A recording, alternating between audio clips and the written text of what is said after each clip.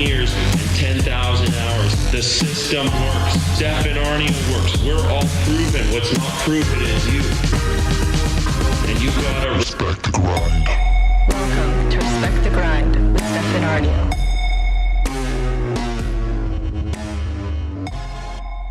Ladies and gentlemen, welcome to the show, Respect the Grind with Stefan Aario. This is the show where we interview people who've achieved mastery and freedom through discipline. We interview entrepreneurs, athletes, authors, artists, real estate investors, anyone who's achieved mastery and examine what it took to get there. Today on the show, we have a new friend of mine, Stefanos. Now, he is a transformational coach. He's all about relationships, masculinity. I'm looking forward to speaking to him today because of my new book, Hard Times Create Strong Men. We're going to talk about masculinity. What does it mean to be a man? Stefanos, welcome to the show, Respect the Grind. Honored to be here. I'm going to tell you just very quickly, full circle moment with your book. I saw your book at a WarriorCon conference that I was at a few months ago. Bro, I was selling them at WarriorCon. You know, I thought you would have been there because there were a few books and I'm thinking, fuck, this book looks good. And I had it and I forgot what it was called. And I was thinking about it yesterday. I think I'm going to jump back on Amazon and try and find this book because it was on someone's desk and I was just flipping through. I thought this book looks pretty good. And now you've got it there. I'm so excited to read it. Dude, did you order it? Did you order it on Amazon, man? Not yet. I just got your website up. Dude, go order it, man. You know what? It's amazing, Stefan. So I've written 5 books. Yeah, and awesome. This one is sold out in the pre-run. So I've never had a book sell out in the pre-run. It's good, man. Yeah, man. It's serious, man. You know, spread the word. I'm here to talk to you about masculinity today. And, you know, you've been working with special forces, Olympic gold medalists, you know, some of the best fighters. You know, you've done a lot of things. And, you know, I want to talk about what does it mean to be a man in the modern world? You know, that's what Hard Times Create Strong Men is about. But you obviously, you know, you got your own expertise. What does it mean to be a man these days? Man, so much, and let's be really honest as well, so many of us don't know what it means to be a man in contemporary times. Right. We're really, really clear about that as well. It's such a fluid concept right now, and so we need some grounding in it. I've been reading a lot around. Have you heard of Jack Donovan? Love, dude, I quote Jack Donovan like crazy in Hard Times. I had Jack on the show. We had Jack on Respect the Grind. He's awesome, man. He's awesome. So I love his ethos. I love where he comes from. I love his tactical virtues. I think as a starting point, it's 4 tactical virtues. I think as a starting point, every man needs to go there. Every man needs to go to the 4 tactical virtues, not because biology is the be all and end all. It's not, but it's a massive component of how we move through the world. And I think it's a foundation that gives us basis in relationship, in how we relate to things, ideas, our purpose, our movement, our actions, the way we speak to others, the way we connect to others, the way we treat women, the way we allow others to treat us as well. And I think if we start there, we can go into them now, but I'm sure your audience knows about it. But if we start there... We should. You know, the people at home don't know the tactical virtues. What are they? Yeah, so strength, mastery, courage, and honor. Yeah, strength, courage, mastery, honor. The 4 tactical male virtues. Yeah, and they're not exclusive. Like Jack says, they're not exclusive to men. But, however, men really stepped into that from an evolutionary perspective. Mm-hmm. We stepped into those virtues like, who wouldn't want? It was funny because years ago, my friends and I would train super, super high intensity. We would be training. I mean, obviously, I'm in the US now. Well, it's not obvious, but I moved from the US from Australia last year, and I don't have the band of brothers that I quite had there, but I'm building back up here in the US, right? Right. And I had a good set of brothers there. We'd throw down every day and really challenge the body and challenge the mind in so many different ways. Wow. And we used to do videos and play around and say, you know, what we're training for is essentially a zombie apocalypse. And if we had, Jack speaks to that as well, which I thought was cool. Because if we had a certain amount of exercise that we could only do for the rest of our lives, we would play these games to understand what are the best movement patterns and how can we optimize our performance at any given time. Mm-hmm. And so we use the analogy of a zombie apocalypse. Like if you could only train, were training for a zombie apocalypse and you could only use certain exercise, what would give you biggest bang for buck? And so we were talking about that, and Jack mentions that. He says, what type of men would you want next to you if you're in battle, if you're at war, if you're in a zombie apocalypse, if you're experiencing hardship? And when you look at it, strength, not only physical strength, but also emotional resilience, mental toughness, but having the body just being physically able and capable. And when I say to people, when I tell this to people, I'm not a massive guy. I'm not the strongest guy in the world. I'm not the fastest guy in the world. I'm not the fittest guy in the world. But I promise you, whatever challenge you give me, I'm very doubtful would I meet it with, I'm out. There's no way I can do that. Unless it involves a high level of skill that I have to practice for a long period of time. Mm-hmm. If you said to me, go in the jungle and fast for 18 days, no problem, done. Well, dude, I did 40 days this winter. Oh, and I was the only person of 40 people that made 40 days, you know. Just on water. Just water 40 days. And I'll tell you, dude, when I got to 40, like people, it was either go insane or find God. Like that's how fucking low you get. You get low. And deep, yeah, well, dude, like I experienced ego death. Like that's what happened. My ego death happened. And like I got a beard, I got like all this jewelry on because I don't give a shit now. I went through ego death, and that's what Jesus experienced. That's what Muhammad, Gandhi, Aristotle, Socrates, like. And I'm a faster dude. I'm gonna go every year. Yeah, I like fasting as well, man. I mean, I haven't gone to that extent. The most I've done is 8 days on water. Just in my normal environment. I need to get out in a retreat, and I've done multiple 7-8 day fasts. I need to get, but that's just in my normal environment. I need to get out and be retreating from the world. Dude, you should come to the jungle with me. I'm going to the jungle every winter. I go to the jungle, so you should come. I'd love to, man. Yeah, for sure. Yeah, into the heart of darkness. And you know what's crazy? It's you. Where do you go? Costa Rica. And you go right in there, and like it's like a boy to man ritual, right? In the old days, the tribe would have the men, and they'd have the women, and then at a certain age, like 8 or 12 or whatever it is, the women would go with the women, the men would go with the men, and they'd have some sort of ritual, boy to man. It's usually the boy has to go out to the wilderness, face himself, kill a deer or a bear or whatever he had to do, and he had to come home as a man, and now boom, you're a man. We don't have any rituals anymore, you know. In this, that all the time. We have no men's groups, we have no ascension plan, we have no trials for the boy to become a man. You know, what does this do for the society and the group of men? The closest thing we've got is, hey, you're 21 now, you can drink. In Australia, it's, hey, you're 18 now, you can drink. But really, that's you know, hey, you can drink. You know, or we have rites of faith. Hey, you finished high school. Yeah, what does that mean? You show up, you pass high school. You memorize something and you pass high school, and there's a rite of passage into adulthood. You know, we don't have any deep-seated, deep-rooted cultural practices again, and we need to go back to that. We need to go back to. And this is what I love about this conversation around masculinity at this point in time in our development, in our socioeconomic, sociocultural, geopolitical development, is that we're looking at masculinity, and there are so many different voices on this, right?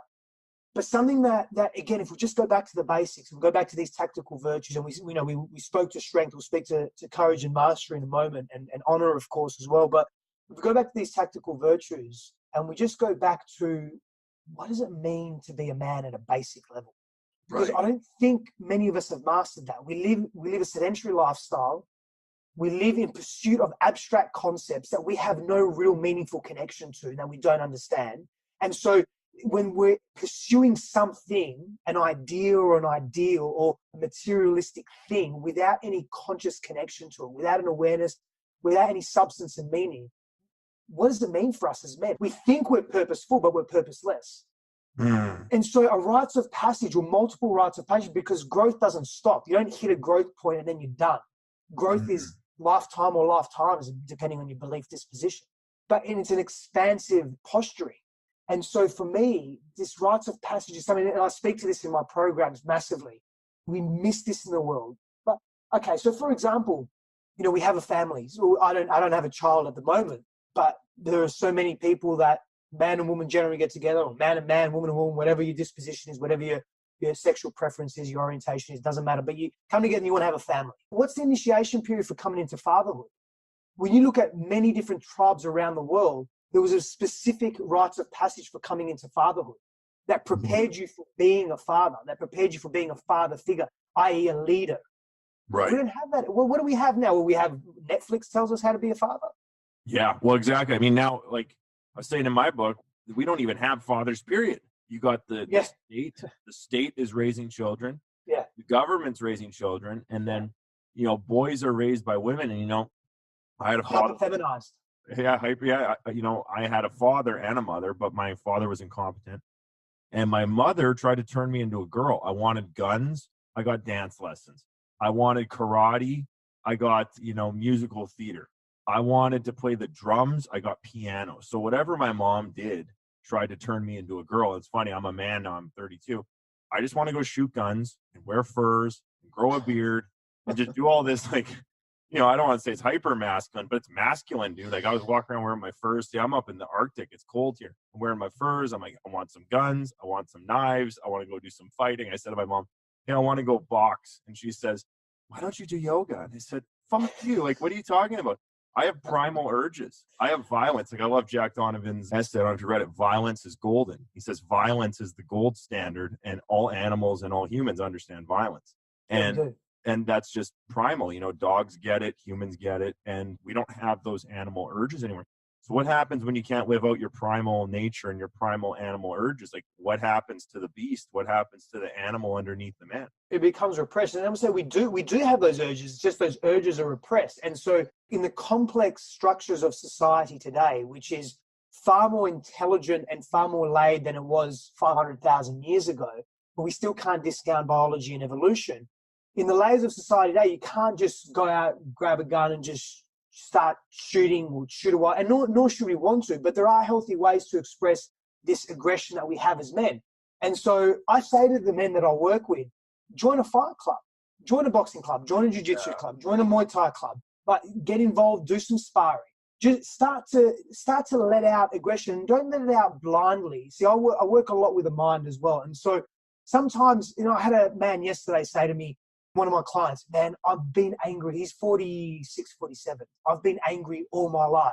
Like, I've got heaps of aggression. I've got a shit ton of aggression. And no, you don't, because your aggression's unconscious and it's misdirected. Like, you're angry, but you're not actually tapping into that real primal aspect of self, because it's conditioned by psychological wounding that you experienced as a child that's coming out as aggression that's misdirected. So it's a very small release valve that's not actually being let out. When you couple that aggression with something that you're actually angry at, and so you go to a boxing gym, for example, and you're hitting bags or you're sparring, and you're actually thinking about what you're angry about and how you've been hard done by, and you let that out physiologically, when that trauma's, you know, obviously you couple this with some other therapies and modalities, but that trauma that's stuck in the body at a cellular level actually gets released. And then you have a healthy level of aggression that you experience that's more, you know, quote unquote normalized, as opposed to just erratic, which is either what most men either hyper masculinize, where they're just too aggressive for no reason and it's just a waste of energy and there's no need for it. It's all ego based. Or men these days, largely, I'm generalizing here, are really meek and passive and withdrawn, and for lack of a better term, hyper feminized.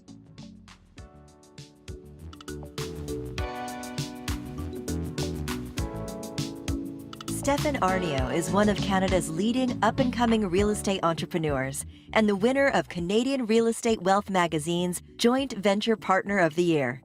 Starting with only $1,200, Stefan has built a multi-million-dollar portfolio for his partners and has earned himself a spot on the self-made list.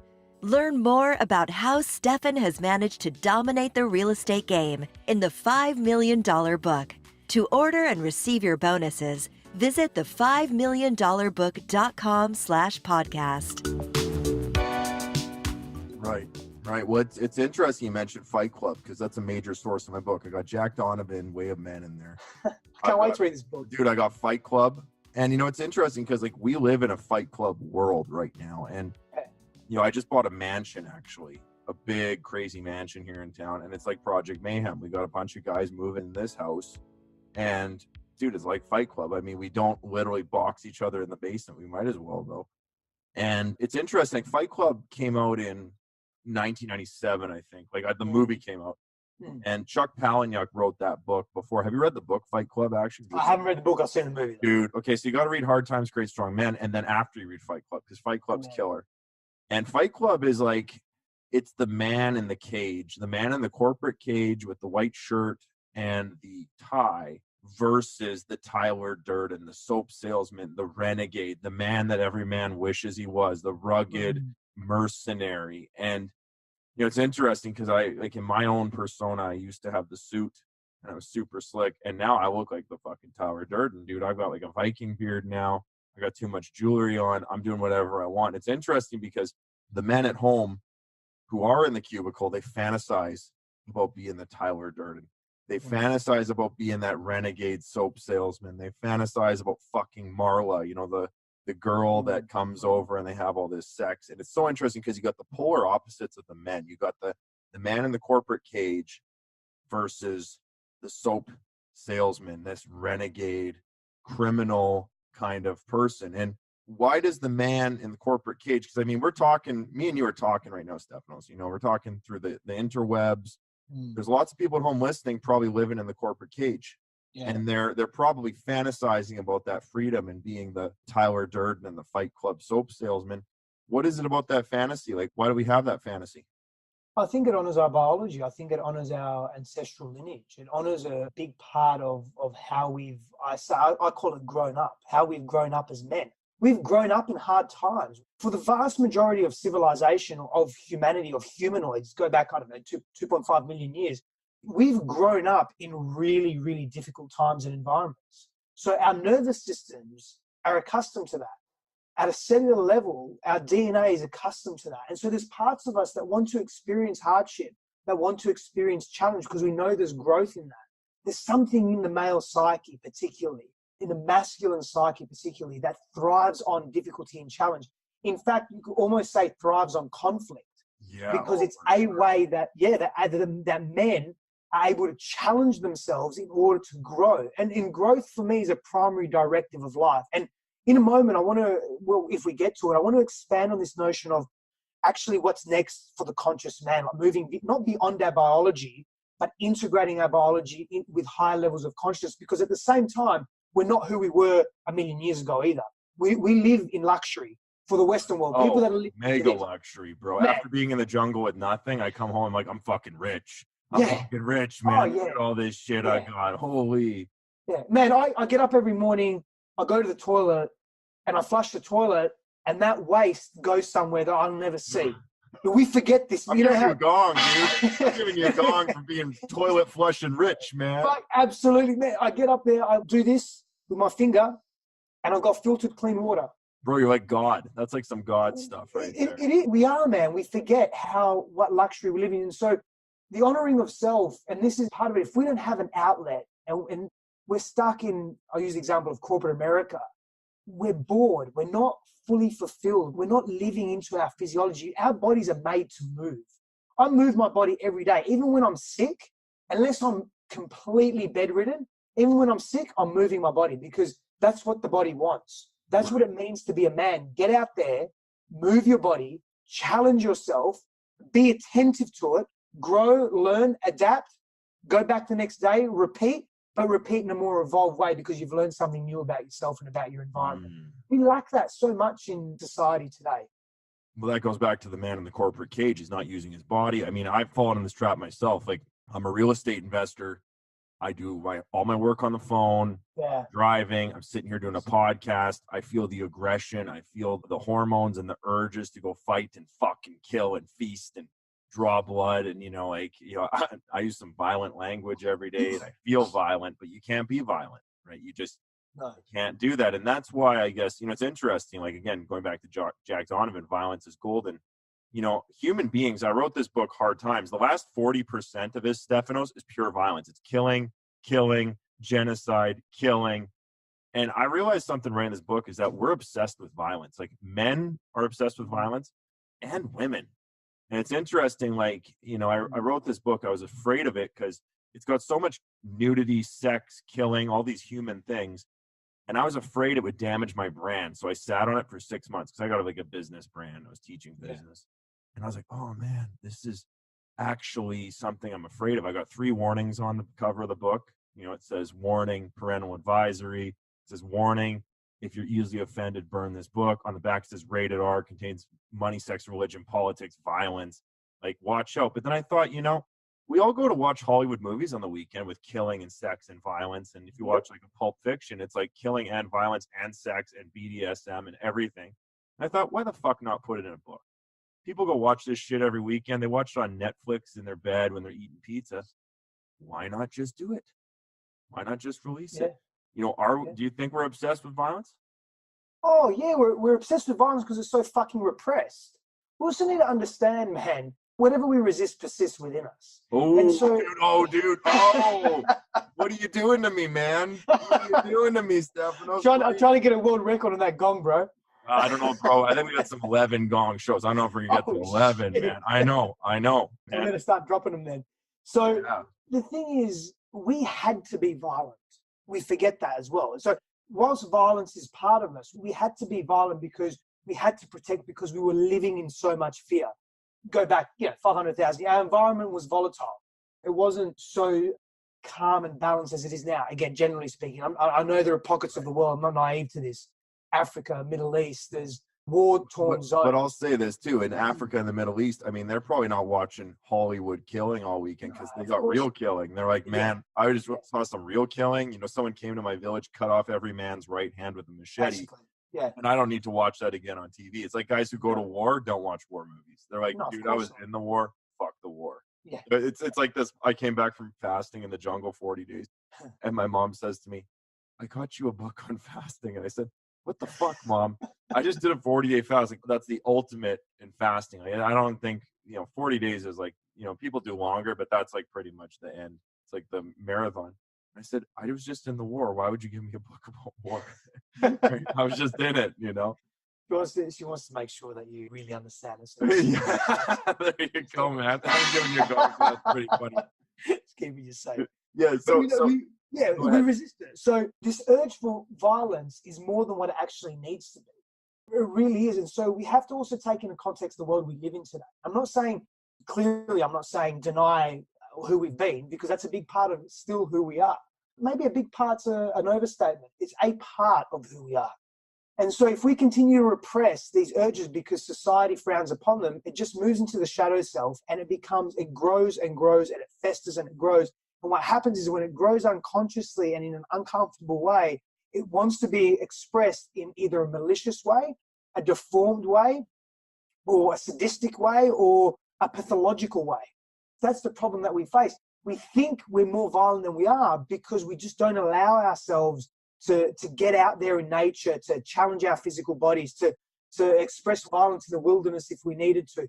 But again, how many of us really have access to that, man? Like, think about how is that even possible in the world that we live in? And that's a bit of a halting point that we're hitting now.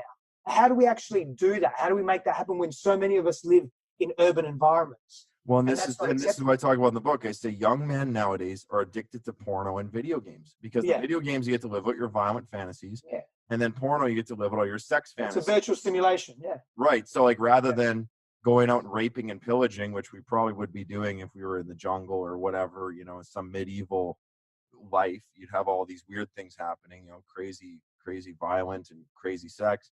Instead, you go into your mommy's basement, you got your porno, you got your video games. And next thing you know, you got guys who are like 40 years old, still playing video games, still jerking off to porno, and haven't done anything in their life. Do you think that those things are harmful to young men? Does it stop men from hitting their potential? Absolutely, it is, because it's giving men a false sense of who they are, and a false sense of what the real world, in this sense, what the physical social world looks like. We need to remember we're pro-social beings. So, I love these arguments. Right? I'm speaking to monogamous or non-monogamous, and this is just a slight segue, but the monogamous will say, hey, we're like bonobos and we're in the social environment. We're not bonobos, bro. We're not. No, dude. Sorry, we're not bonobos. No, we're not. But here's what we are. We're a combination of probably chimpanzees and bonobos. I don't think we're one or the other. I think we're a combination. Yeah. And so what percentage, I've got no fucking idea, and I'm not going to claim to. Well, dude, here's my theory on the bonobo chimp thing, because chimps are when the resources are scarce, we become chimps, and when resources are plentiful, we become bonobos. So the bonobos eat the grass or whatever they eat, and then the chimps are out hunting and killing and eating meat. And it's patriarchy versus matriarchy. Sure. And we've moved into bonobo world, but let's say 150 years ago, we might have been chimps. Yeah. So now we're a chimp in a bonobo society. So what happens now? Now we're just masturbating all day. I mean, like, what's really happening? Well, I think the first step is to acknowledge it, and we're not acknowledging it. So, dude, I like that. Yeah, exactly. We do. Well, again, we're ignoring it, and so we're pretending something else is happening. Another thing that really shits me in society is this: or it's either this or that. We either have to be bonobos or we have to be chimpanzees, and we can't be in between, or we can't be a combination of both. It's like, And then people say, oh, well, you're either pregnant or you're not. What a fucking stupid analogy. How's that got anything to do with where we've actually come from? We still don't really know. We think that's we do. true. Yeah, we don't know if we're created or evolved. I mean, I talk about that in the book, Hard Times. You know, we think we know, or we write up our little history books and we say it's like this or like that. And We don't know. yeah, are we actually 6,000 years old as the Bible would claim, or are we an amoeba that turned into a human, which I find to be implausible that an amoeba somehow turned into a human. That's pretty random, but hey, you know, who knows? Man, there's so much that we don't. When I say we, I'm actually speaking to science, particularly because science is the material that we live in a materialist world. We live in a materialist paradigm. Science is the primary form of understanding ourselves in the world. And right or wrong is irrelevant, but it is the primary form for the majority of us of understanding the world, how we function. Right. So there's so much that science doesn't know, so much that it does, but so much that it doesn't. And so we're still figuring all this out. And so when we look at that and we look at where we are today, we have to also adapt to where we are today, the society that we live in conjunction with an honoring. And I'm not talking about a philosophical honoring. I'm talking about a physiological honoring of, okay, what's actually in our bodies and what do our bodies want? And if we can feed them what they want without repressing them, I think what we'll find is the level of extremity in behavior will drop severely. Like it will drop massively. So, you know, let me ask you this is a bit of a tangent. I think it's really interesting in the States that there's a lot of school shootings. And, you know, kids, you know, they get bullied or whatever they say happens, or they blame it on violent video games, they blame it on rap, or they blame it on whatever. You know, is that just some animal urges going crazy, or what do you think's actually going on there? Because that's some pretty crazy shit, man. I mean, like, you look around the world, they don't have school shootings like that around the world. It's just an American thing. And, you know, is it that because everyone's on drugs all the time? Like, what's going on there?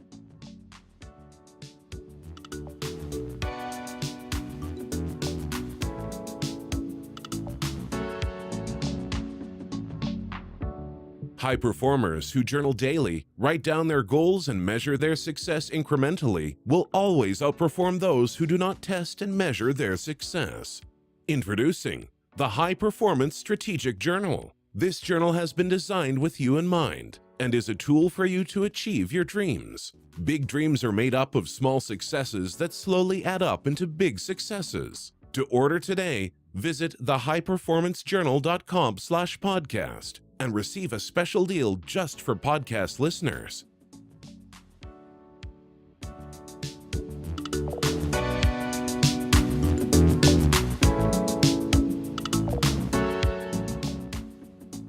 Have you ever wondered what your talents truly are, what style of leadership you engage in, and what your wealth potential truly is? Take the Wealth Potentials test today and learn more about yourself, your inner workings, and how you can dominate your life. To order, visit wealthpotentials.com/podcast. How will you reach your potential wealth?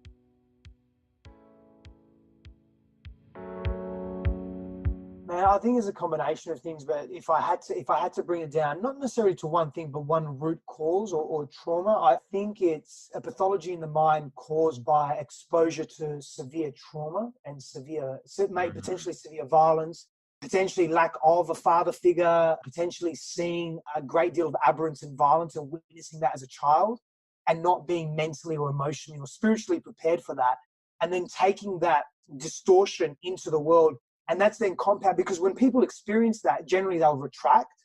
Right. And so they're shy, they're retracted. That's then compounded by being teased, being excluded, further being out of the out group, further out of the out group, further out of the out group. When you're not in the in group and you're in the out group, you're estranged, you don't feel connected, you don't feel inclusive, you feel like shit, you feel like killing yourself. And so the ego says, whoa, whoa, whoa, whoa, whoa, whoa, whoa, whoa, whoa, whoa. What do you mean kill? I'm not going to kill myself. Why don't we kill everyone else? It's easier. Why would we kill us? Why would we kill? I mean, this is an unconscious conversation that takes place. And so therefore, you know, an idea ferments. It's not difficult for an idea to ferment, especially in the accessibility we have on the interwebs and the Google and the Ask Jeeves and Yahoo and all that shit. Is that, you know, you start Googling and searching, well, what does it mean to get a gun? How can I make a gun? And an idea ferments and it builds. And then the pathology turns in and of itself. And then before you know it, there's mass shootings. And I think that's part of it. Obviously, there are other explanations, I'm sure. But to me, I see it's unchecked trauma that's just running rampant in that individual. And it's Right. compounded by further exclusion in their social groups. Yeah, it's compounded isolation, and Yeah. pain plus isolation equals addiction usually. What Yeah. It's an interesting thing here on your bio, Stefanos, is ego death. You know, it says here you've faced multiple ego deaths. Now, I told you I was in the jungle 40 days water fasting. It's either at the end of that, you either go insane to the mental institution or you find God. I found God. But what is ego death, and how did you experience ego death? For me, ego death means a number of things. It means letting go and releasing this obsession with who I think I have to be or who I was, and then shifting from that. Because for me, there was so much fear attached to, well, this is who I am. If I'm not this, what am I? I'm nothing. Or what do I associate? My self-identity was collapsing, essentially. So ego death for me was a collapse of self-identity.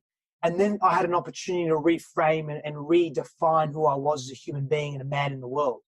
How I achieved that was through experiences that I encountered in the world, breakups in relationships, businesses failing, build mentality that I had, this torture that I was living with in myself that was, again, unchecked trauma, growing up in a violent, aberrant family, growing up in emotional distress and emotional violence and just volatility, and not having really dealt with that as an adult, you know, being from one end of the spectrum, being very passive and meek, to the other end of the spectrum, being very aggressive and out in the world and agitated and frustrated and just disconnected from myself. And just at the drop of a pin, I'd be so angry all the time. If something didn't go my way, I had a rigid mindset. I was grounded in scarcity, always coming from fear. And for me, I would be violent in the world because of that. And so unpacking all of that and purposely going into that and saying, no matter how difficult this is, I'm going in. I did it through plant medicine. I did it through various means, but primarily I did it through being in this familiar state of consciousness. I went to plant medicines later. I went to altered states of consciousness later. I remained in this familiar state of consciousness and explored the shadow aspect of my own psyche and the pains that I experienced from here and went head on with it. I didn't want to pretend it didn't exist anymore. I went right in. I just dove into the unknown, and that's what for me allowed me to let go of all these identities, these facades and the masks that I was wearing to protect myself. I just got very raw and very vulnerable, what I call vertically vulnerable, not vulnerable for the sake of just being emotional and pretending to emote, or even emoting for the sake of emoting, but rather emoting from a place of, I'm coming to understand myself, to know who I am, to know my own sovereignty in every single way. And this isn't about wanting to gain attention or wanting to be vulnerable for egoic purposes. This is wanting to see who I really am, what's underneath all the clutter, the cultural clutter, what's underneath all the masks. That's for me what ego death was and is. Well, it's really interesting, man, because I experienced the ego death and I had to go to the limit, man. It was, I say it was 7 layers of hell under what I thought rock bottom was. And I'm writing Hard Times 2 right now. So you got Hard Times 1, you got to get that. I got Hard Times 2, 3, 4. Oh, dude, sorry. It's happening, man. I'm getting the book as soon as we're off this call. Dude, yeah, you got to help me, bro. I want to go to New York Times bestseller with Hard Times because I think it's a message that has to get out there. Like men, we're screwed right now. I feel like men as a group is kind of screwed. Now we can fix it because that's what we do. But right now, like, it's crazy, man. Like, I never thought I'd write a book called Hard Times. I never thought that it would be a hit. And I don't know why we live in a world that needs a book like this. It's like Dad in a box. But going back to ego death, 7 layers of hell under what I thought was rock bottom on day 43 of my fast. So I did 40 days of no food. 3 days of refeeding. You get 2 ounces of watermelon when you're refeeding. And 3 days after my food, or I started having food, I had like a breakdown, dude. Like I had a major breakdown. And then it was like a breakdown on a breakdown on a breakdown on a breakdown. And it kept getting worse and worse and worse and worse. And I was alone in my cabin, pure darkness, no light. It got worse and worse and worse. And this sounds messed up, dude, but I experienced what Jesus experienced because he did a 40-day fast in the desert. I did a 40-day fast in the jungle. He was 30-something. I'm 30-something. And I actually, dude, like I got to the edge like him and I was like, man, this is crazy. And when you watch Hollywood movies or you watch, a great example, Star Wars. In Star Wars, you got the cantina with all the mercenaries who've been to the edge and past the edge. And in masculinity, whether it's something like The Lion King or any story, it's usually the man goes into his darkness. He goes into himself as a boy, emerges as a man, and he's transformed. Is that the ego death process happening? Oh, I couldn't have said it better myself, man. I believe so. Yeah, absolutely. It's moving from immaturity to maturity. And there's obviously levels of that. Now, I'm not saying I'm never going to experience an ego death again. I'm not saying, hey, I'm mature now and that's it. As the more we learn and the more we know, the less we know and the more we grow. And so there's more to explore. There's more of us to explore. There's more layers within an aspect of self to explore as well. Like, I'm sure when you go on your next water fast, and hopefully I'll be there with you. Yeah, come down, bro. Yeah, I'd love to. Is that you'll experience a different version, whether it's 40 days or not, it's irrelevant. But whatever you do, you'll experience another version of self, another ego death, so to speak. And that's, I think, that's where we have to, as men as well. It doesn't just stop. And this is just for men. This isn't exclusive to men, but we're speaking about men, so I'm going to reference men. We have to understand that our growth doesn't just stop because we've grown once or we've got, I used to be like this. I went through a really tumultuous, turbulent time 5-6 years ago. And then about 2.5 years ago, I went through another really turbulent time again, very deep into something. And the first thing I said was, oh, not again. No, I can't be doing this again. I can't go back there. I nearly died last time. I'm going to do. And that was the fear coming out of me, the immaturity coming out of me. But when I let that settle and I had some support as well, I was able to go into this, not at the beginning, it was tough at the beginning, I was very resistant, but I was able to go into it and say, okay, it's not about it happening again. This is different. Right. This is another layer. Can I meet the layer where it's at? And I think this is part of something that we don't speak to again, it's either this or that mentality, is that we're either speaking to, being barbarians or being, honoring our ancestors and our humanoid ancestors and just being barbarians and being raw, or we have to be these enlightened, aristocratic, Confucius, Plato beings, men that are just purely philosophical. And I think it's a combination of both. Right. I think there's a high level of consciousness that we can integrate into our masculinity, into being grounded earthly men, and we can have this element of higher consciousness that we can now then enact in the world and be in the world with that as well. Well, dude, this is where, this is interesting. This is a really interesting point, because I've written Hard Times 1, I got Hard Times 2, Hard Times 3, Hard Times 4. Hard Times 4 is called The Oracle, and it's about women. And women are spiritual beings. And, I wrote the Hard Times for Women. It's spiritual. Women are spirits. Men are primal animals. And there's an exchange when a man and a woman come together. The man gives the woman the primalness, and the woman gives the man spirituality. And it's interesting. Jack Donovan talks about it. He says, without women, there's no future for men. There isn't. And often, men, we are fucking disasters, dude. We're primal. We're virile. We're out there. You look at Jack Donovan. I love him. Hyper masculine man, big muscles, tattoos. He's out there with guns and knives and killing stuff. And usually a man, when he gets a woman, gets married, that rounds him out. He becomes a well-rounded person all of a sudden. Because when we're on our own, usually the master is a disaster. And it's super interesting to look at it, because a man will bring direction to a woman, and a woman will bring a different, less directed energy to a man, and almost mellow him out or make him into a more well-rounded person. Would you think that that's a fair analysis of the primal versus the spiritual, and they kind of come together like that? It's interesting how you're saying that as well. So other schools of thought would see it in reverse, is that the woman is very earthly and grounded, and the man is very cosmic and spiritual. But from the perspective that you're coming from, it can be inversed, absolutely. And I agree with you, man. My beautiful fiance, Christine, man, she has given me the gift of tapping into aspects of myself, acting as a mirror and acting as a catalyst for me to see myself in different ways that I haven't been able to see before. Now, it's true. Women want to create, the feminine wants to create peace and harmony. Right. And the masculine wants to create up-leveling or upheaval and conflict and so forth. And so she definitely wants to see me be great, more peaceful and so forth. And there's aspects of me that don't want to be peaceful. And she sees that, and she obviously it's not obvious, but the way we communicate and connect is amazing, and it's very clear and open. Of course, we've had to work on that, but what happens is we allow each other this almost organic and natural expression to take place. And it's something that's continually evolving. But to answer your question, here's the simplicity of it. It's relative and it's relational. You know, we were speaking about relational earlier. Yeah. You can't have a male without a female, because if the female doesn't exist, the male doesn't, because there's no reference point. Right. You can't have up without down, because what's up referring to? It's relative. Right? Yeah. And so to answer your question, yeah, men need women, women need men. Now, how we interact with each other in contemporary times, that's another story. That's a subjective conversation. We're having that, obviously.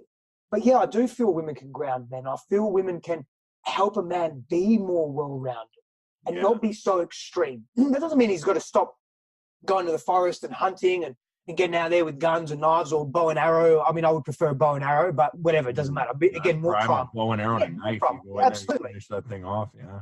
Absolutely. And I'm, again, if you're doing that, that doesn't mean a woman's going to stop you from doing that. Not at all. It doesn't need to mean that. And if someone is stopping you, whether it be man or woman or anyone is stopping you from doing and being what authentically at your core is you, and it makes you feel whole and it makes you feel you, then that relationship needs to be in check. I mean, that conversation needs to take place. You know, Stefan, I could talk to you for hours, bro, but I gotta hit you with some rapid fire questions. You ready for the rapid fire? I am. Okay, if you can go back to the beginning and give yourself a piece of advice, 15, 16-year-old Stefan, what's a piece that you'd give yourself? Be more willing to explore the darkness. Oh, dude, I'm gonging that. Oh, left-handed gong, knocked it right over. Knocked the gong right over. Okay, let's talk about that. Willing to explore the darkness. Yeah. What does that mean to the kids at home? I avoided the ugly stuff within me for too long. So I avoided the shame that I had, the embarrassments that I had about not being good enough, not being fit and athletic enough, not being strong enough, not being smart enough, not having enough money, all of that stuff. I avoided all that and instead just went to womanizing and infidelity and alcoholism and training. Man, I put my body through some, just to avoid, to ignore the thoughts that were going on in my head. I'd be so exhausted, I couldn't think. So willingness to just face what's real and what's happening in the now moment. Amazing, dude. You know what? We could just talk about womanizing and darkness, but hey, dude, whoa, dude, slow down. I'm not even going out anymore. I said I'm done. I'm gonna end up with 8 girlfriends if I go out again. So no more going out. Okay, next question. 3 books that changed your life, Stefanos. What do you got? Bhagavad Gita. Let's go Homer's Odyssey. Ooh. No. Yeah. So go. Let's say Homer's Odyssey. Nobody said that. Dude, we've done 101 podcasts. Nobody said Homer's Odyssey yet. So I'm giving you wrong for that. I love it. I'm gonna, and then Plato's Republic as well. Or love Plato's Republic. Or I don't have it here. Where is it? It's back in Australia. But Walking with Himalayan Masters by Swami Rama. Man, dude, you got those are some deep books. You know, everyone comes here and says Think and Grow Rich, Rich Dad Poor Dad, and you know what? When you're dropping classics on me like that, that's good, bro. I appreciate that, and I appreciate the effort that went into those epilogues, man. Well, Homer's Odyssey was pretty much the religion of the Greeks, man. I mean, that was religion, bro. Now, next question for you, for the young kids out there. We got a lot of young people listening to this show. Let's say 16, 17, 18 years old. Young kids coming up today. What's a piece of advice you give to them? What's the one thing they need to succeed? Consistency. Oh, do you mean they got to respect the grind? I got to respect the grind, Oh, man.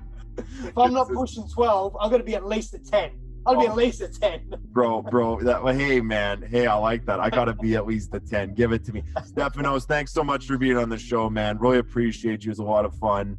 And how can people get in touch with you if they want to know more? Social media is the best. My handle is Stefanos Fandos. Dude, yeah. Stefanos Fandos, the man, the myth, the legend, right here on the show.